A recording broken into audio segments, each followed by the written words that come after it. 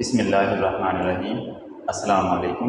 मैं हूं मोहम्मद शहबाज और आज हम पढ़ेंगे एप्लीकेशंस ऑफ गाज़िस्तान। एप्लीकेशंस ऑफ गाज़िस्तान पढ़ने से पहले हम एक छोटा सा कॉन्सेप्ट समझ लेते हैं कि जब हम एप्लीकेशंस पढ़ रहे होते हैं गाज़िस्तान की एप्लीकेशंस, तो उसमें हम कुछ सर्फेसिस, कुछ क्लोज सर्फेसिस इमेजिन करते हैं। हम कुछ इमेजिनरी सर्फेसिस जिनको हम गाज़ियन सरफेस कहते हैं, हम वो इमेजिन करते हैं। अब वो जो इमेजिनरी सरफेस है, बाज़ औक़ात हम वो स्फेरिकल लेते हैं, बाज़ औक़ात सिलेंड्रिकल और बाज़ औक़ात हम वो लेते हैं इन the form of a box. तो इसमें क्वेश्चन ये है कि हम क्यों कभी सरफेस को स्फेरिकल इमेजिन कर रहे हैं, कभी सिलेंड्रिकल और कभी इन the form of a box, जबकि जो इलेक्ट्रिक फ्लक्स है वो तो ज्योमेट्री पे डिपेंड ही नहीं करता। जो इलेक्ट्रिक फ्लक्स है वो तो चार्ज और मीडियम के ऊपर डिपेंड करता है, वो तो सरफेस पे डिपेंड ही नहीं करता। फिर हम क्यों डिफरेंट जगहों पे डिफरेंट शेप्स इमेजिन करते हैं to find the electric flux? उसका आंसर ये है कि जो इलेक्ट्रिक फ्लक्स है, फर्ज कर लिया कि ये कोई चार्ज है क्यू, एक सिंगल चार्ज पार्टिकल, इस चार्ज पार्टिकल के गिर्द अगर हम इमेजिन कर लेते हैं एक Gaussian surface in the form of a box, एक बॉक्स की फॉर्म में गाज़ियन सरफेस इमेजिन कर लेते हैं, हमें पता है कि फ्लक्स होता है E डॉट ए। तो इसमें से जो इलेक्ट्रिक फील्ड लाइंस गुजरेंगी उसमें से एक फील्ड लाइन तो 90 डिग्री का एंगल इस सरफेस से बना के गुजर जाएगी, यानी अगर एरिया से इसका एंगल देखा जाए ई और एरिया का, ये तो एंगल 0 हो जाएगा। इस पॉइंट पे भी एंगल 0 हो जाएगा, एरिया और इलेक्ट्रिक इंटेंसिटी एक दूसरे के पैरेलल आ जाएगी। इसी तरह तमाम सरफेसेस के मिड पॉइंट से तो ये दोनों चीज़ें एक दूसरे के पैरेलल आ जाएंगी। लेकिन जब हम इस लाइन की बात करेंगे या इस लाइन की बात करेंगे या जब इस लाइन की बात करेंगे, तो ये इस नॉर्मल लाइन से यानी कि एरिया से किसी ना किसी एंगल पे, जिस एंगल का हमें नहीं पता उस एंगल पे मौजूद है। तो हर पॉइंट पे इस एंगल पे डिपेंड करते हुए जो भी इलेक्ट्रिक फ्लक्स आएगा, हम उन तमाम फ्लक्सेस को फाइंड करने के बाद जब ऐड करेंगे तो फाइनल आंसर यही आएगा। लेकिन कैलकुलेशंस बहुत कॉम्प्लिकेटेड हो जाएंगे। हम सिर्फ और सिर्फ अपनी कैलकुलेशंस को आसान बनाने के लिए हम एक सरफेस को इमेजिन करते हैं कुछ इस तरह से कि उस सरफेस का जो एरिया है वो इलेक्ट्रिक इंटेंसिटी के या तो पैरेलल हो या परपेंडिकुलर हो, उसके अलावा कोई तीसरी कंडीशन उसमें ना हो। मिसाल के तौर पे अब क्वेश्चन ये भी है कि जब फ्लक्स ज्योमेट्री पे डिपेंड ही नहीं करता तो फिर कॉम्प्लिकेशंस क्यों आती हैं, या हम किस तरह से अपने प्रॉब्लम को सिंपल करने के लिए अपने मतलब की, अपने मकसद की गाज़ियन सरफेस को इमेजिन करते हैं? आंसर ये है कि फर्ज कर लें ये कोई चार्ज है क्यू, इसमें से इलेक्ट्रिक फील्ड लाइंस निकल रही हैं 4, इसका फ्लक्स होगा 4। एग्जाम्पल ले रहे हैं, इसका फ्लक्स है 4। अब वो फ्लक्स 4 कैसे है, हम इसके सामने कोई ना कोई सरफेस रखेंगे, उस सरफेस में से इलेक्ट्रिक फील्ड लाइन गुजरेंगी, हम बता देंगे कि उस सरफेस में से 4 इलेक्ट्रिक फील्ड लाइन गुजर रही हैं। टोटल फ्लक्स इसका फाइंड करना होगा तो हमें इसको चारों तरफ से घेरना होगा, चारों तरफ इसकी एक सरफेस इमेजिन करनी होगी ताकि इसकी तमाम की तमाम इलेक्ट्रिक फील्ड लाइंस उस सरफेस में से गुजरें। अगर हम इस चार्ज के लिए एक स्फेरिकल सरफेस इमेजिन कर लेते हैं, अगर तो एक सिंगल चार्ज पार्टिकल हो तो उसके लिए हम स्फेरिकल सरफेस ही इमेजिन करते हैं। उसकी वजह यह है कि इसमें इलेक्ट्रिक फील्ड इंटेंसिटी की और एरिया की डायरेक्शन हर पॉइंट पे सेम होगी, हर पॉइंट पे एक दूसरे के पैरेलल होंगी। ये दोनों चीज़ें E और A हर पॉइंट पे एक दूसरे के पैरेलल होगा। अगर ये हर पॉइंट पे एक दूसरे के पैरेलल होगा तो इसमें कॉम्प्लिकेशंस नहीं आएंगी। हम इसको आसानी से छोटे छोटे पैचेस में डिवाइड करके सारा फ्लक्स फाइंड कर लेंगे और एंड पे सारे का सारा एरिया दोबारा ऐड हो जाएगा, जो सिंप्लीफिकेशन के बाद इस फार्मूले में से उसका इफेक्ट निकल जाएगा। अब हम फर्ज करते हैं कि इसका फ्लक्स हमने फाइंड कर लिया, ये फ्लक्स हमने फाइंड कर लिया और ये फ्लक्स हमें बताता है इसके अंदर से 100 इलेक्ट्रिक फील्ड लाइंस गुजर रही हैं। हमने कह दिया फॉर कलियस इसका फ्लक्स है 100। इस क्लोज सरफेस में से 100 लाइंस पास कर रही हैं, जो सरफेस हमने खुद से इमेजिन की स्फेरिकल। तो अगर हम इस स्फीयर को एनक्लोज कर दें एक बॉक्स के अंदर, एक बॉक्स के अंदर हमने इसको एनक्लोज कर दिया, तो क्या ख्याल है इसमें से गुजरने वाली वो 100 लाइंस, वो सारी की सारी लाइंस इस बॉक्स में से नहीं गुजरेंगी, वो सारी की सारी लाइंस इस बॉक्स में से भी गुजर के बाहर जाएंगी, क्योंकि इस बॉक्स के अंदर हमने इस स्फीयर को रख दिया। इसमें से जितनी भी लाइनें गुजरेंगी वो इस बॉक्स में से भी गुजरेंगी। मतलब जो फ्लक्स इसका है स्फीयर के लिए भी वही फ्लक्स और इस बॉक्स के लिए भी वही फ्लक्स। लेकिन अगर हम स्फीयर को इमेजिन करते हैं तो हमारी कैलकुलेशंस आसान होंगी।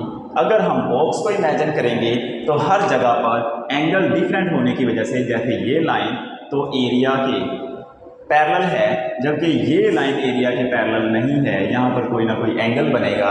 इस तरह हर जगह पर डिफरेंट एंगल्स बन रहे होंगे और हमारी कैलकुलेशंस बहुत कॉम्प्लिकेटेड हो जाएंगी।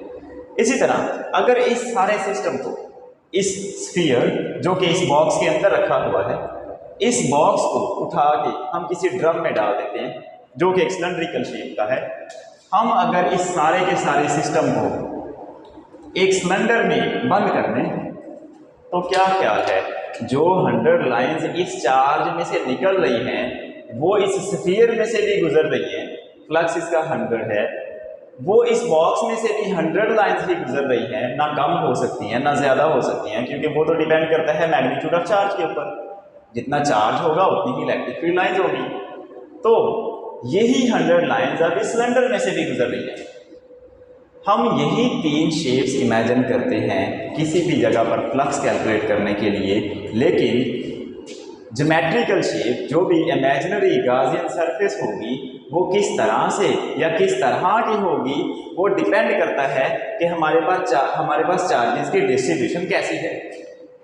हमारे पास बाज़ औक़ात चार्जेस होते हैं अलग अलग, सिंगल चार्ज पार्टिकल के लिए स्फेरिकल।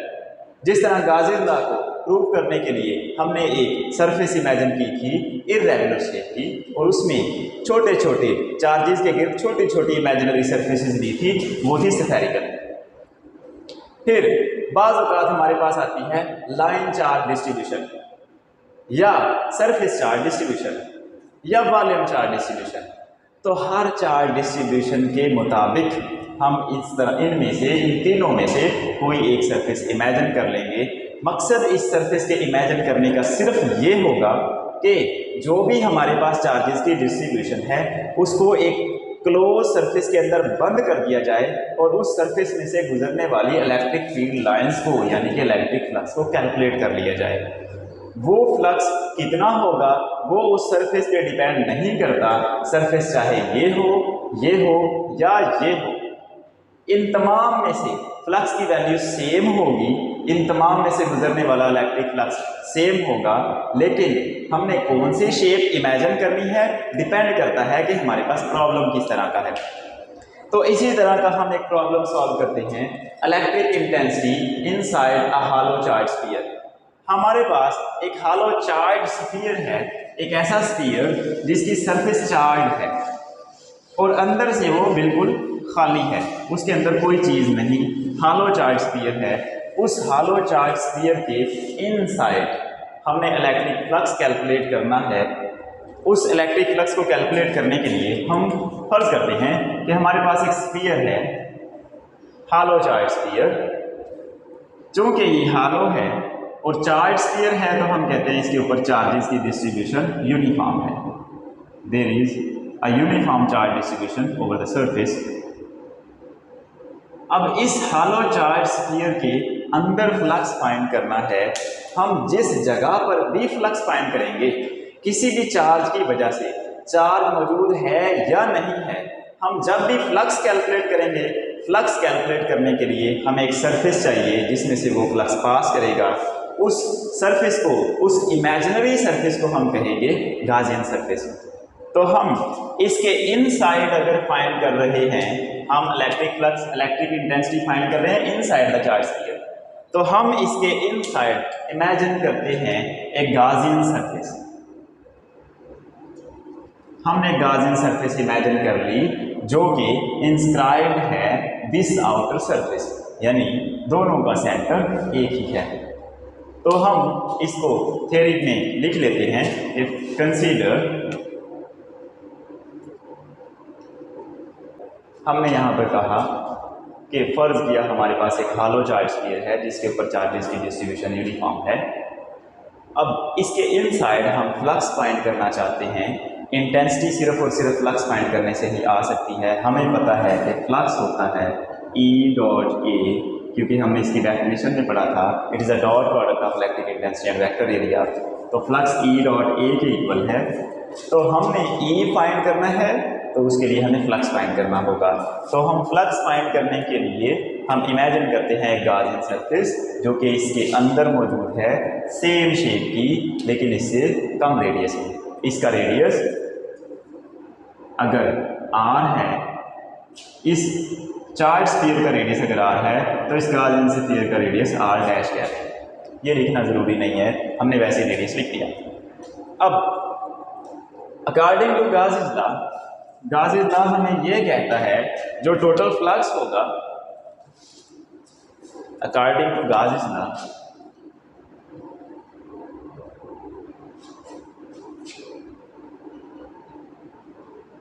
गॉसियन लॉ हमें ये कहता है कि जो टोटल फ्लक्स है through this sphere, through this surface, close surface, जो भी हमने इमेजिनरी सरफेस ली, जो गॉसियन सरफेस ली, Gaussian surface is actually an imaginary surface to find the electric flux due to any charge. किसी भी चार्ज की वजह से जो इलेक्ट्रिक फ्लक्स हम फाइंड करते हैं, उस फ्लक्स को फाइंड करने के लिए हम एक स्फीयर या एक क्लोज सरफेस इमेजिन करते हैं जिसे हम गॉसियन सरफेस का नाम देते हैं। तो यहाँ से फ्लक्स, गॉसियन लॉ तो कहता है कि जो फ्लक्स होगा वो होगा 1/ε0 टाइम्स टोटल चार्ज। लेकिन ये सरफेस चूंकि हालो है, हालो सरफेस है, हालो स्फीयर, इसके अंदर कोई चार्ज मौजूद नहीं है, कोई चीज मौजूद नहीं है इस चार्ज स्फीयर के अंदर। एज स्फीयर इज हालो, जब स्फीयर हालो होगा, स्फीयर खाली होगा, हमें पता है as there is no charge inside the surface, there is no charge inside the charge sphere. इस चार्ज स्फीयर की सरफेस पे तो चार्जेस मौजूद हैं, लेकिन इसके अंदर कोई चार्ज मौजूद नहीं है, तो हम कह देंगे जो इलेक्ट्रिक फ्लक्स आएगा इस गॉसियन सरफेस का वो होगा जीरो। गॉसियन सरफेस का इलेक्ट्रिक फ्लक्स जीरो हो गया।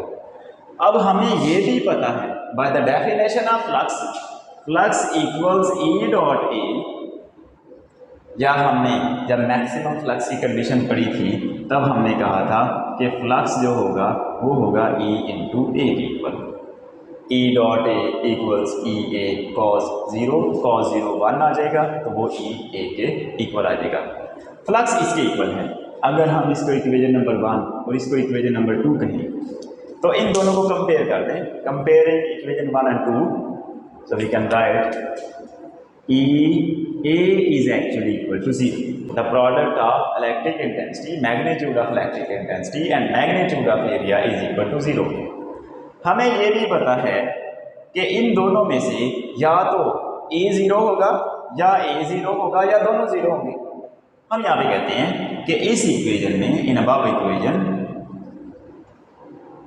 या तो E 0 हो सकता है या फिर A 0 हो सकता है, लेकिन हमें यह भी पता है एरिया कभी भी 0 नहीं हो सकता। अगर एरिया 0 हो जाए, किसी पॉइंट का भी एरिया 0 नहीं हो सकता। अगर सिस्टम मौजूद है तो उसका एरिया मौजूद होगा। अगर एरिया 0 कर देंगे, एरिया ख़त्म हो जाएगा, एरिया ख़त्म, सिस्टम ख़त्म, चार्ज स्फीयर ख़त्म, सब कुछ ख़त्म, तो हम एरिया को किसी भी सूरत से 0 नहीं ले सकते। अगर एरिया 0 नहीं है और इन दोनों का प्रोडक्ट भी 0 है, देन डेफिनेटली E इक्वल 0। तो यहाँ पर E ही 0 आएगा, सो E इक्वल्स 0। तो हमने रिजल्ट निकाल लिया कि electric intensity inside a hollow charge sphere is 0। अगर इलेक्ट्रिक इंटेंसिटी इस चार्ज स्फीयर के अंदर 0 है, मतलब कोई इलेक्ट्रिक इंटेंसिटी मौजूद नहीं है, कोई इलेक्ट्रिक फील्ड लाइन इसके अंदर मौजूद नहीं है, तो हम कह सकते हैं कि the interior of the charge sphere is a field free region और shielded region from electric field. जो इंटीरियर होगा किसी भी चार्ज स्फीयर का वो एक फील्ड फ्री रीजन होगा। अगर कोई क्लोज सरफेस ले ली जाए और उसके ऊपर चार्जेस की डिस्ट्रीब्यूशन कर दी जाए तो उसके अंदर कोई इलेक्ट्रिक फील्ड मौजूद नहीं होगा। ये बताती है पहली एप्लीकेशन ऑफ गाउस लॉ। हम यहाँ पे रिजल्ट लिख सकते हैं। तो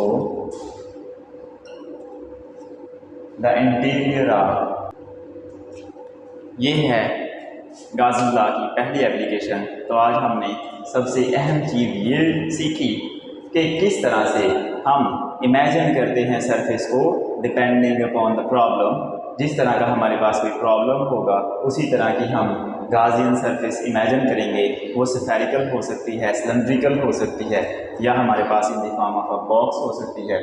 तो हमने सबसे पहली एप्लीकेशन उसकी पढ़ी electric intensity inside a hollow charge sphere. तो हॉलो चार्ज स्फीयर के अंदर हमने एक गाउसियन सरफेस इमेजिन की, इसके अंदर से गुजरने वाला फ्लक्स हमने फाइंड किया गाउस लॉ अप्लाई करके।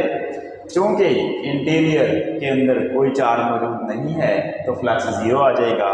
तो by the definition of flux तो E और A के प्रोडक्ट के इक्वल है, तो हमारे पास एक्चुअली EA 0 आ जाएगा। तो इन दोनों में से कोई एक 0 होना चाहिए। एरिया जो कि 0 नहीं है तो E ही 0 आएगा। हमने रिजल्ट लिख दिया। So the interior of charge sphere is a field free region और शील्डेड रीजन। अब इसकी एप्लीकेशंस, इसकी बहुत सारी एप्लीकेशंस हैं, जैसे माइक्रोवेव ओवन या टेलीविज़न की जो स्क्रीन होती है शीशे का, जो उसमें उसके अंदर बॉक्स रखा होता है, उसके ऊपर चार्जेस की डिस्ट्रीब्यूशन इसलिए रखी जाती है कि उसके अंदर जो मूवमेंट हो रही है इलेक्ट्रॉन्स की वो अफेक्ट ना हो किसी भी एक्सटर्नल फील्ड से। इसके बाहर तो फील्ड मौजूद है, इस चार्ज स्फीयर के बाहर फील्ड मौजूद होगा लेकिन अंदर फील्ड मौजूद नहीं होगा। अगर इसके ऊपर से चार्जेस को हटा दिया जाए फिर इसके अंदर फील्ड आ भी सकता है, नहीं भी आ सकता, डिपेंड करता है कि बाहर फील्ड मौजूद है या नहीं। या इसी तरह एक चार्ज रबर बैलून, अगर किसी बैलून को हम चार्ज कर दें तो उसके अंदर भी इलेक्ट्रिक फील्ड ख़त्म हो सकता है, उसके अंदर इलेक्ट्रिक फील्ड ख़त्म हो जाएगा।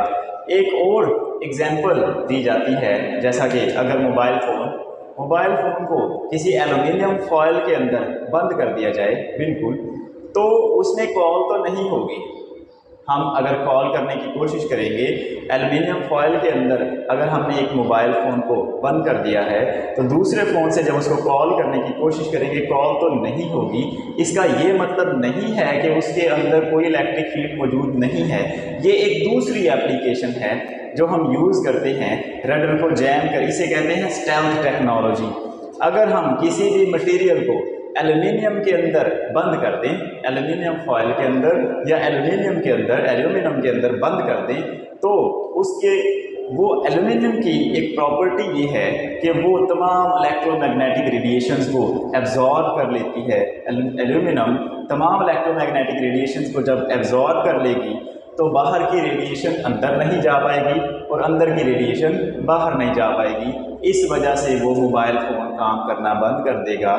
जबकि ये गाउस लॉ की एप्लीकेशन नहीं है। अगर हम एल्युमिनियम फॉयल, बिल्कुल क्लोज फॉयल को चार्ज दे दें, उसकी सरफेस को चार्ज दे दें, बस वो क्लोज होनी चाहिए किसी भी शेप में, तब उसके अंदर इलेक्ट्रिक फील्ड मौजूद नहीं होगा। जबकि इस चीज़ को समझने के लिए हम एक और एग्जांपल लेते हैं। अगर इस पूरे के पूरे रूम के अंदर एल्युमिनियम फॉयल लगा दी जाए, अगर एल्युमिनियम फॉयल हमने लगा दी, बाहर खड़ा शख्स अगर हमें कॉल करेगा तो हमें उसकी कॉल नहीं आएगी, ना हम बाहर वाले बंदे को कॉल कर सकते हैं। अगर हम दो लोग क्लासरूम में या इस रूम के अंदर मौजूद हों, एक फ़ोन से दूसरे फ़ोन में कॉल करें फिर भी कॉल नहीं जाएगी, क्योंकि तमाम की तमाम कॉल्स टावर से, सैटेलाइट से कंट्रोल की जाती हैं, जो कि इस रूम से डेफिनेटली बाहर है। लेकिन अगर हमारे पास वॉकी टॉकी है या कोई ऐसा सेट जो कम्युनिकेट करता है आपस में, तो उन दोनों की कम्युनिकेशन हो जाएगी इस रूम के अंदर। तो इस रूम के अंदर इलेक्ट्रिक फील्ड मौजूद होगा, रेडिएशन मौजूद होगी, तभी कम्युनिकेशन हो पाएगी। अगर फील्ड ही मौजूद नहीं होगा तो कम्युनिकेशन नहीं हो पाएगी। तो इसमें एक मिसकंसेप्शन है कि किसी भी मोबाइल को अगर एल्यूमिनियम फॉयल में बंद कर दें तो उसके ऊपर गाजिस लॉ अप्लाई, उसके ऊपर ये वाला रूल अप्लाई हो जाता है कि वो शील्डेड रीजन बन जाता है। शील्डेड रीजन नहीं होता। अगर इसके अंदर हम कोई चार्ज रख दें, मोबाइल फ़ोन जो फ्रीक्वेंसी, जिस फ्रीक्वेंसी की रेडिएशन एमिट करेगा, अगर हम इसके अंदर कोई चार्जेस रख दें तब इसके अंदर इलेक्ट्रिक फील्ड मौजूद होगा। ये शील्डेड है फ्रॉम आउटर इलेक्ट्रिक फील्ड। ये शील्डेड रीजन है outer electric field, outer field से, जो इसके बाहर फील्ड मौजूद है उससे शील्डेड है, उससे अलग थलग है। जबकि इसके अंदर मौजूद अगर कोई चार्जेस हैं तब उन चार्जेस का इलेक्ट्रिक फील्ड इसके अंदर मौजूद रहेगा। आज के लिए इतना ही। अल्लाह हाफिज़।